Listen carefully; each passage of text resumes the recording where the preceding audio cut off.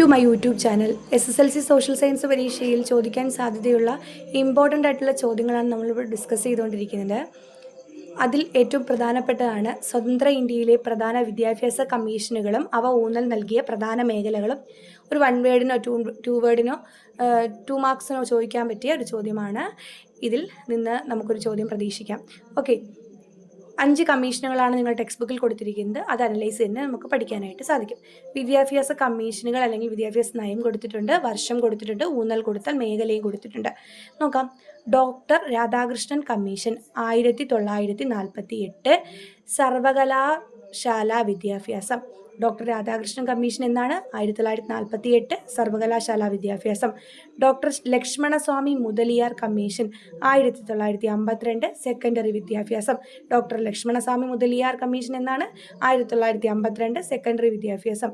അടുത്ത് doctor DS Kothari commission 1964 വിദ്യാഭ്യാസത്തിൻ്റെ ദേശീയ ഘടന കൊണ്ടുവന്നു. ഡോക്ടർ DS കോത്താരി കമ്മീഷൻ 1964 വിദ്യാഭ്യാസത്തിൻ്റെ ദേശീയ ഘടന കൊണ്ടുവന്നു. ദേശീയ വിദ്യാഭ്യാസ നയം 1986 പ്രാഥമിക വിദ്യാഭ്യാസം, തൊഴിലധിഷ്ഠിത വിദ്യാഭ്യാസം എന്നിവയ്ക്ക് ഊന്നൽ നൽകി. 1986 ദേശീയ വിദ്യാഭ്യാസ നയം പ്രാഥമിക വിദ്യാഭ്യാസം, തൊഴിലധിഷ്ഠിത വിദ്യാഭ്യാസം എന്നിവയ്ക്ക് പ്രാധാന്യം കൊടുത്തു. ദേശീയ വിദ്യാഭ്യാസ നയം 2020 പ്രീ പ്രൈമറി മുതൽ ഹയർ സെക്കൻഡറി വരെയുള്ള വിദ്യാഭ്യാസം, ഉന്നത വിദ്യാഭ്യാസം എന്നിവയ്ക്ക് പ്രാധാന്യം കൊടുത്തു. ദേശീയ വിദ്യാഭ്യാസ നയം 2020 ഏറ്റവും അപ്ഡേറ്റഡ് ആയിട്ടുള്ളത് ദേശീയ വിദ്യാഭ്യാസ നയം 2020 ആണ്.